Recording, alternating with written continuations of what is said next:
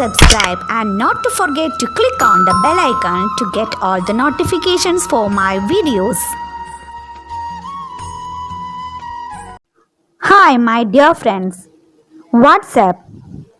Doing good, aren't you? Now, let's go through our next video. I will show you a quotation, just read it. Dream, dream, dream. Dreams transform into thoughts and thoughts result in action. Whose quote is this? Yes, of course, it's by our Dr. APJ Abdul Kalam, the missile man of India. The person who asked us to dream a bright future, who wants us to be unique. Dr. Abdul Kalam always is a motivation to all, especially to the youth. Motivation is a great thing to make us great. We have already read how Abe Lincoln was motivated by his friend Dennis to his road as American president. Later, we read the story how the little seagull was motivated by its mother to take its first flight. We will surely reach our goal if we are motivated. We get motivation from parents, teachers, siblings, friends, and we could motivate ourselves. Now, my young fellows, go through these lines.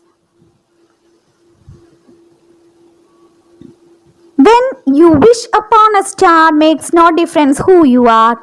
Anything your heart desires will come to you. If your heart is in dream, no request is extreme.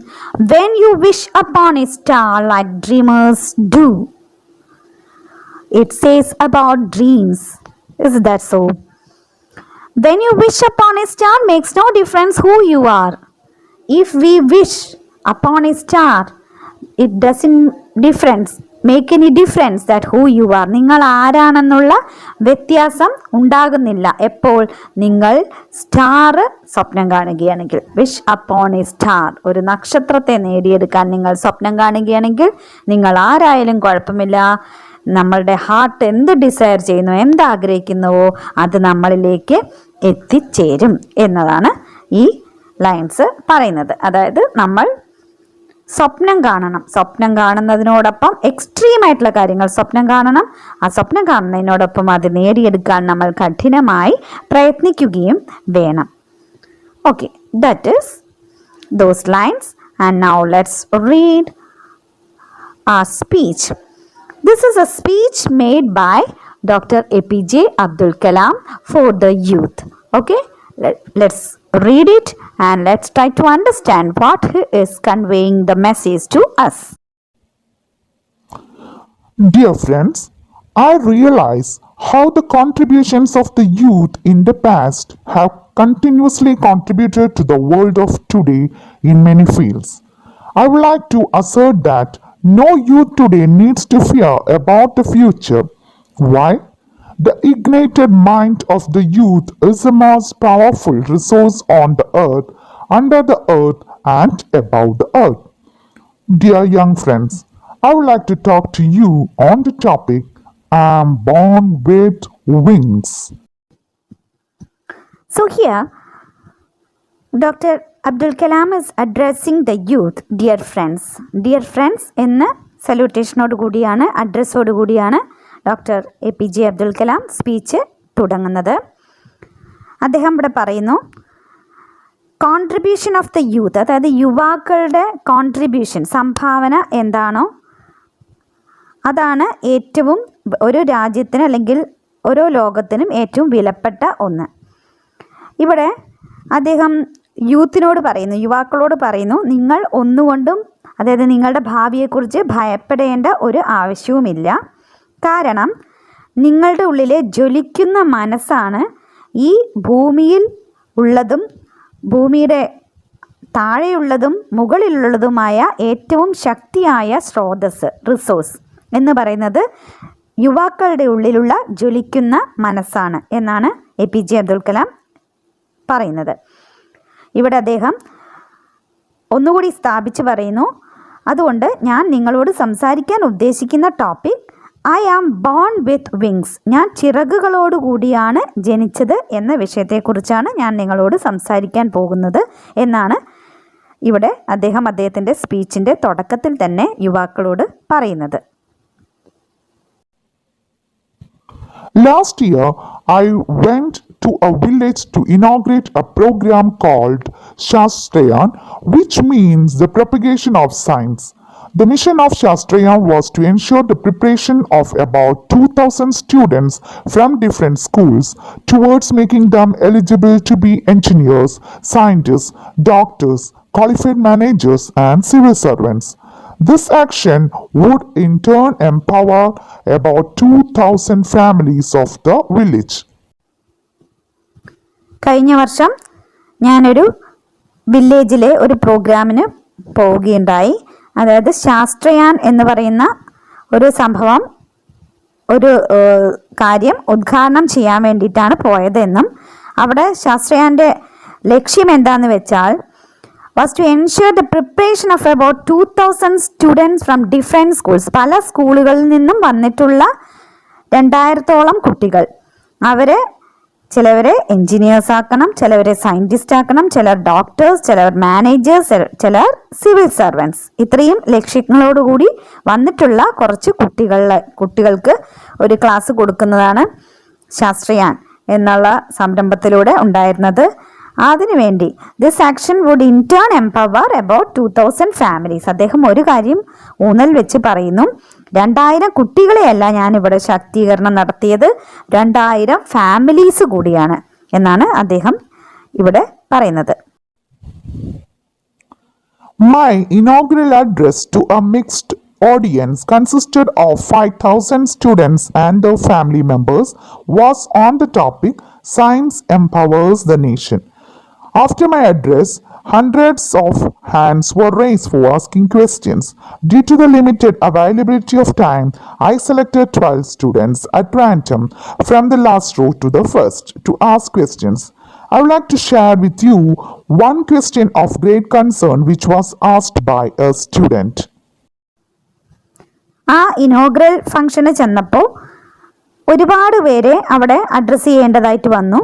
അതായത് 5,000 സ്റ്റുഡൻസും അതുപോലെ അവരുടെ family മെമ്പേഴ്സും ഉണ്ടായിരുന്നു. അവരോട് science empowers A nation എന്നുള്ള വിഷയത്തെക്കുറിച്ചായിരുന്നു സംസാരിക്കുന്നുണ്ടായിരുന്നത്. അതായത് എങ്ങനെയാണ് ശാസ്ത്രം ഒരു രാജ്യത്തെ ശക്തിപ്പെടുത്തുന്നത് എന്നതിനെക്കുറിച്ച് അദ്ദേഹം പറയുന്നു. ഞാൻ എൻ്റെ അഡ്രസ്സിന് ശേഷം, അതായത് ആളുകളെ അഭിസംബോധന ചെയ്തതിന് ശേഷം ഒരുപാട് കൈകൾ, ഹൺഡ്രഡ്സ് ഓഫ് ഹാൻഡ്സ്, 100 കണക്കിന് കൈകൾ ഉയർന്നു പൊങ്ങി. എന്തിനു വേണ്ടിയിട്ടാണ്? ക്വസ്റ്റ്യൻസ് ചോദിക്കുന്നതിന് വേണ്ടിയിട്ട്. എല്ലാ നമ്മൾ സ്പീച്ചും APJ അബ്ദുൽ കലാമിൻ്റെ സ്പീച്ചൊക്കെ ഉള്ള ഏത് സ്ഥലത്തും നമുക്ക് നോക്കിയാൽ കാണുന്ന ഒന്ന്, വെറുതെ പ്രസംഗിച്ച് മടങ്ങുകയല്ല അദ്ദേഹം ചെയ്തിരുന്നത്. അദ്ദേഹത്തിൻ്റെ സ്പീച്ച് എപ്പോഴും ഇൻറ്ററാക്റ്റീവാണ്. അതായത് കുട്ടികൾക്ക്, സദസ്സിന്, പ്രത്യേകിച്ച് കുട്ടികൾക്ക് അദ്ദേഹത്തോട് സംസാരിക്കാനുള്ള അവസരം അദ്ദേഹം ഒരുപാട് നൽകുമായിരുന്നു. അത്തരത്തിലുള്ളൊരു വ്യക്തിയാണ്. അതുകൊണ്ട് തന്നെ കുട്ടികൾക്കും യുവാക്കൾക്കും മാത്രമല്ല മുതിർന്നവർക്കും അദ്ദേഹത്തിൻ്റെ സ്പീച്ച് കേൾക്കാൻ വളരെയധികം താല്പര്യമുള്ളതാണ്. ഹൈലി മോട്ടിവേറ്റിംഗ് മാത്രമല്ല, ഇൻ്ററാക്റ്റീവാണ്. അപ്പോൾ തന്നെ ആളുകൾ കേട്ടിരിക്കും. അങ്ങനെ ഒരുപാട് കൈകൾ ചോദ്യങ്ങൾ ചോദിക്കാൻ വേണ്ടി ഉയരുകയും സമയക്കുറവ് കൊണ്ട് അതിലൊരു 12 കുട്ടികളെ ഓരോ വരികളിൽ നിന്നുമായി തിരഞ്ഞെടുത്ത് അവരെ ചോദിക്കാൻ അനുവദിക്കുകയും ചെയ്തു.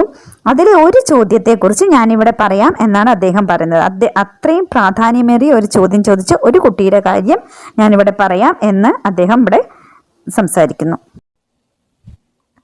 The question was from a teenager who had come from a faraway village. He was nervous and a typical representative of the youth of India. The boy began speaking. Sir, I don't know what I should ask. I'm nervous. I have not asked any question in my class. I need to have confidence, but I have not gained my confidence through my education during all these years. I'm afraid to talk to my teachers. I'm afraid to talk to my friends. ആ question ഇങ്ങനെയായിരുന്നു. അതൊരു teenage ബോയുടെ ആയിരുന്നു. ഒരു വില്ലേജിൽ നിന്ന് വരുന്ന ഒരു കുട്ടി, typical representative of youth of India, ഇന്ത്യയിലെ യുവാക്കളിലെ ഒരു പ്രതിനിധി തന്നെയാണ് ആ കുട്ടി എന്ന് ഇവിടെ APJ അബ്ദുൽ കലാം പറയുകയാണ്. എന്താണത്, എന്തുകൊണ്ടാണ് അങ്ങനെ പറഞ്ഞതെന്നുള്ളത് നമുക്ക് നോക്കാം. ആ കുട്ടിയുടെ സംസാരം എങ്ങനെയായിരുന്നു? Sir, I don't know what should I ask. ഞാൻ എന്താണ് ചോദിക്കേണ്ടതെന്ന് എനിക്കറിയില്ല, കാരണം എനിക്ക് ഭയമാണ്. എനിക്ക് ചോദ്യങ്ങൾ ചോദിക്കാൻ ഭയമാണ്. ക്ലാസ്സിൽ ഞാൻ ടീച്ചർമാരോട് ചോദ്യങ്ങൾ ചോദിക്കാറില്ല, കാരണം എനിക്ക് അതിനുള്ള ആത്മവിശ്വാസമില്ല. എനിക്ക് ഇതുവരെയും ഞാൻ നേടിയിട്ടുള്ള വിദ്യാഭ്യാസം കൊണ്ട് ആത്മവിശ്വാസം എന്നൊരു കാര്യം ഞാൻ നേടിയിട്ടില്ല. എനിക്ക് ടീച്ചേഴ്സിനോട് ചോദിക്കാൻ ഭയമാണ്. എനിക്ക് എൻ്റെ കുട്ടികളോട്, എൻ്റെ ഫ്രണ്ട്സിനോട് സംസാരിക്കാനും ടീച്ചേഴ്സിനോട് സംസാരിക്കാനും ഭയമാണ്. ഇവിടെ APJ അബ്ദുൽ കലാം പറയുന്നത്, വിരൽ ചൂണ്ടുന്നത് നമ്മുടെ നാട്ടിലെ വിദ്യാഭ്യാസത്തിനെ കുറിച്ചാണ്. അതായത് നമ്മുടെ വിദ്യാഭ്യാസം വെറും അറിവ് പകരുന്നത് മാത്രമായി മാറുന്നു.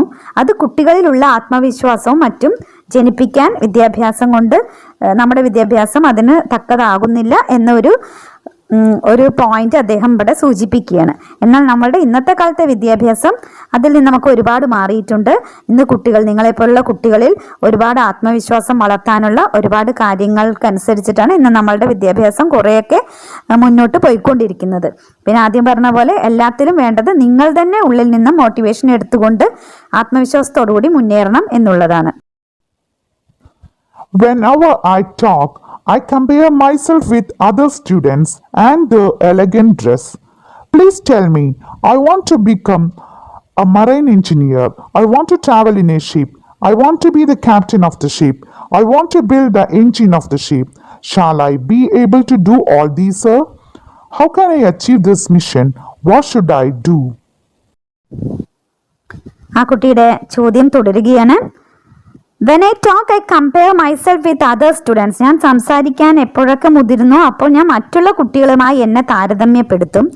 അവരുടെ നല്ല വേഷവിധാനങ്ങളൊക്കെ കാണുമ്പോൾ ഞാൻ മടിച്ചു നിൽക്കും.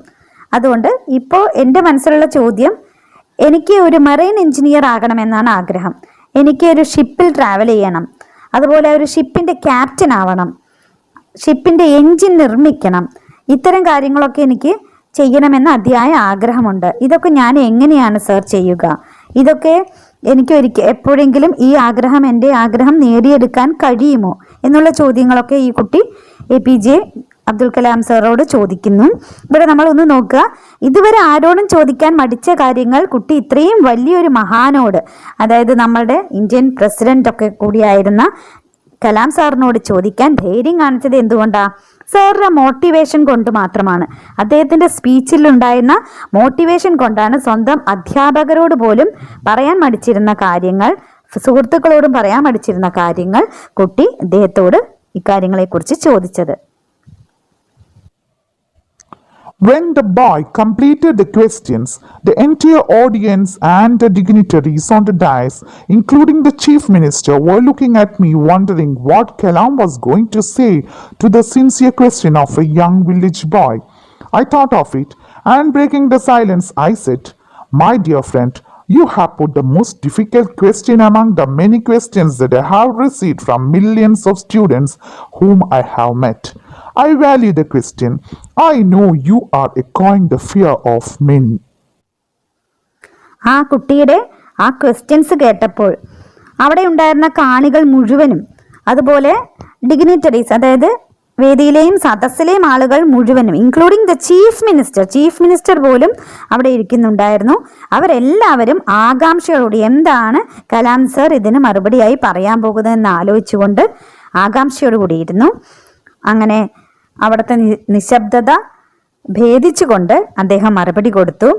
പ്രിയപ്പെട്ട സുഹൃത്തെ, you have put the most difficult question. എന്നോട് ചോദിച്ചിരിക്കുന്നത് വളരെ ഉത്തരം പറയാൻ ബുദ്ധിമുട്ടുള്ള ഒരു ചോദ്യമാണ്. എനിക്ക് ഇതുവരെ കിട്ടിയിട്ടുള്ള ഒരുപാട് മില്യൺസ് ഓഫ് സ്റ്റുഡൻസിനെ ഞാൻ കണ്ടിട്ടുണ്ട്. അവരോടൊക്കെ അവരെല്ലാം ചോദിച്ചതിൽ നിന്നും വളരെ വ്യത്യസ്തമായതും വളരെ ഇമ്പോർട്ടൻ്റ് ആയിട്ടുള്ള ഒരു ചോദ്യമാണ് നീ ചോദിച്ചിട്ടുള്ളത്. നിന്റെ ഈ ചോദ്യത്തിൽ നിന്നും നമ്മുടെ രാജ്യത്തെ കുട്ടികളുടെ ഉള്ളിലെ ഭയമാണ് ഇവിടെ നീ പുറത്തേക്ക് കൊണ്ടുവന്നിട്ടുള്ളത്. അവരുടെ ഉള്ളിലുള്ള ചോദ്യമാണ് നിന്നിലൂടെ പുറത്തേക്ക് കൊണ്ടുവന്നിട്ടുള്ളത്. Let me recite a beautiful ancient poem named "I Will Fly" by 13th century Persian Sufi mystic poet Jalaluddin Rumi. I'm born with potential. I'm born with goodness and trust. I'm born with ideas and dreams. I'm born with greatness. I'm born with confidence. I'm born with wings, so I'm not meant for crawling. I have wings. I will fly. I will fly and fly. അദ്ദേഹം ഒരു Persian കവിയുടെ ഒരു കവിത ചൊല്ലിക്കൊടുക്കുകയാണ്. I am born with potential. ഞാൻ കഴിവുകളോടുകൂടിയാണ് ജനിച്ചത്. ഞാൻ എന്നിലുള്ളിലെ നന്മയും എന്നിലുള്ളിലെ ആത്മാർത്ഥതയും കൊണ്ടാണ് ഞാൻ ജനിച്ചത്. ഞാൻ ജനിച്ചത് സ്വപ്നങ്ങളോടും ഐഡിയാസോടും കൂടിയാണ്.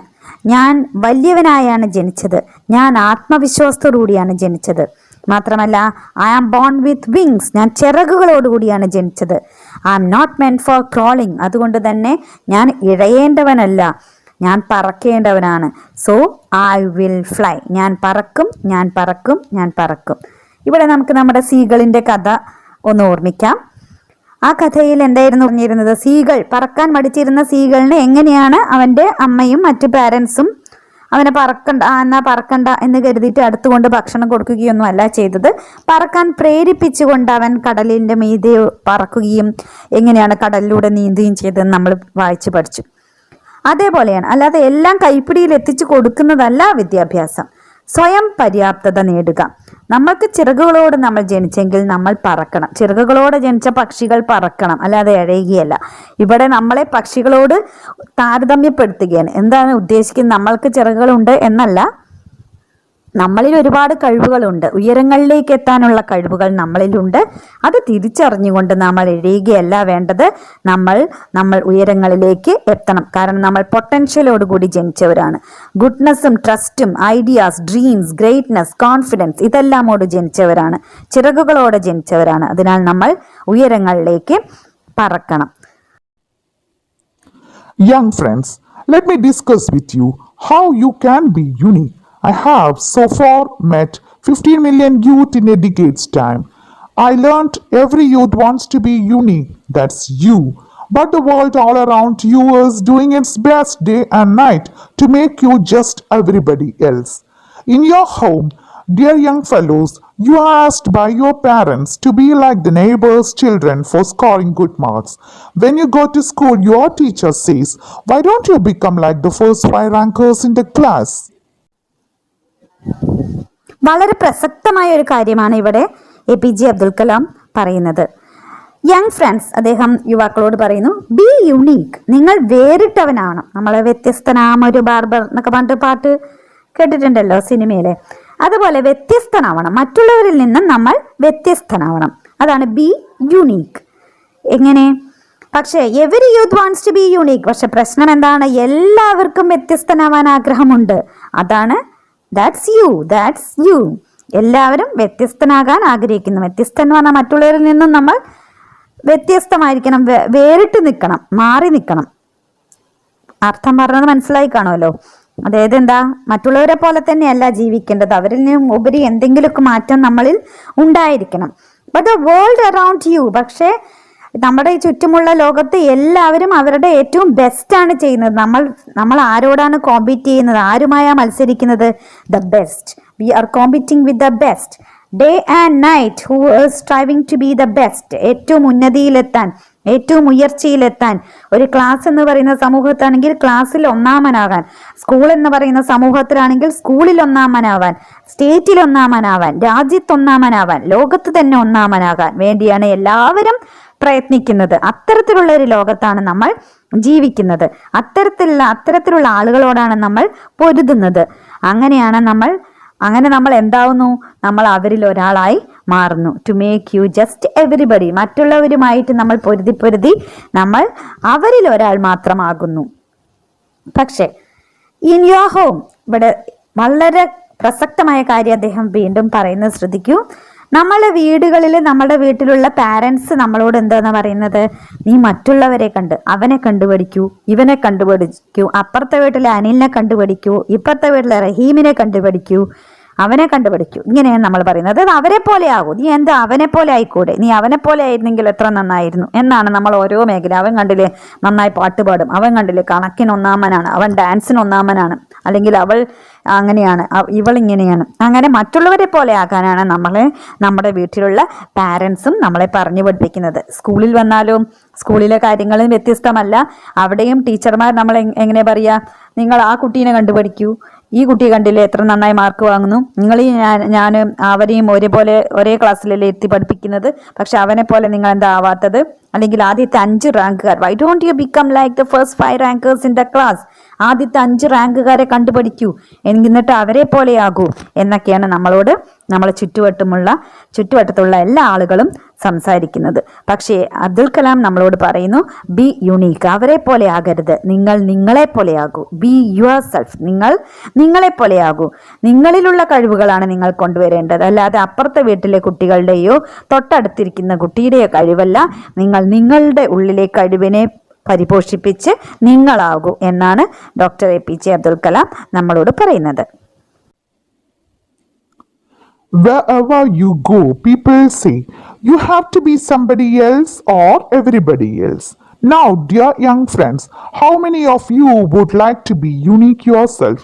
The challenge, my dear young friends, is that you have to fight the hardest battle which any human being can ever imagine, and never stop fighting until you arrive at your destined place. That is unique you. അദ്ദേഹത്തിന്റെ സ്പീച്ചിന്റെ അവസാനം ഇങ്ങനെയാണ് പറയുന്നത്, wherever you go people say you have to be somebody else or everybody else. ഇവിടെ നമ്മൾ എവിടെയൊക്കെ ചെന്നാലും അവിടെയെല്ലാം ആളുകൾ നമ്മളോട് പറയും, നിങ്ങൾ അങ്ങനെ ആവണം, നിങ്ങൾ ഇങ്ങനെ ആവണം, അവരെ പോലെ ആവണം എന്നൊക്കെ. പക്ഷേ അദ്ദേഹം പറയുന്നു, ഡിയർ യങ് ഫ്രണ്ട്സ്, നിങ്ങൾ എത്ര പേർക്ക് യുണീക്ക് ആവണമെന്ന് ആഗ്രഹമുണ്ട്? ദ ചലഞ്ച്, അതൊരു ചലഞ്ചാണ്, ഒരു ചലഞ്ചായിട്ട് നിങ്ങൾ അത് എടുക്കുക. നിങ്ങളുടെ ലൈഫ് എന്ന് പറയുന്ന ഈ ബാറ്റിൽ നിങ്ങൾ ഫൈറ്റ് ചെയ്തുകൊണ്ട്, ഈ ഒരു യുദ്ധമാണ് നമ്മുടെ ജീവിതം, ആ യുദ്ധത്തിൽ നമ്മൾ പോരാടിക്കൊണ്ട്, നമ്മുടെ ഉള്ളിലെ മനുഷ്യനെ തിരിച്ചറിഞ്ഞുകൊണ്ട്, ഒരിക്കലും നമ്മൾ ഈ പോരാടൽ നിർത്താതെ നമ്മളുടെ ഒരു ലക്ഷ്യസ്ഥാനത്തേക്ക് എത്തുന്നത് വരെ നമ്മൾ പൊരുതിക്കൊണ്ടേയിരിക്കണം. നമ്മൾക്ക് നമ്മുടേതായ ഒരു ലക്ഷ്യസ്ഥാനം വേണം, മറ്റുള്ളവർ പറഞ്ഞു തരുന്നതല്ല നമ്മളുടെ ലക്ഷ്യം. നമ്മൾ എന്താവണം, അല്ലെങ്കിൽ എവിടെ എത്തിച്ചേരണം എന്നുള്ളത് നമ്മൾക്കൊരു ലക്ഷ്യമുണ്ടാവണം. ആ ലക്ഷ്യത്തിലേക്ക് നമ്മൾ സ്വയം തന്നെ പൊരുതി അവിടെ എത്തിച്ചേരേണ്ടതാണ്. അങ്ങനെയാണ് നിങ്ങൾ നിങ്ങളായി മാറുന്നത്. യുണീക്ക് യു, അതാണ് നിങ്ങളാവേണ്ടത്, അല്ലാതെ മറ്റുള്ളവരല്ല. നിങ്ങൾ നിങ്ങളാവുക, മറ്റുള്ളവരാവാൻ ശ്രമിക്കേണ്ട എന്ന് പറഞ്ഞുകൊണ്ടാണ് APJ അബ്ദുൽ കലാം ഈ പ്രസംഗം നിർത്തുന്നത്. Now, assignments.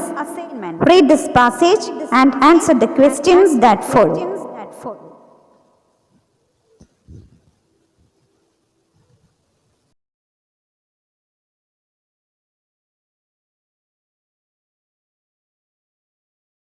What does it in the beginning of the passage refer to? Why does the author say that it was the most difficult question ever put to him?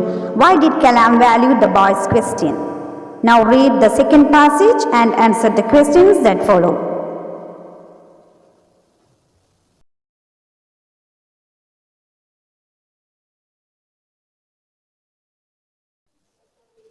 What does Dr. Kalam mean by saying to be unique? What is the danger that the students are facing? How can you be unique?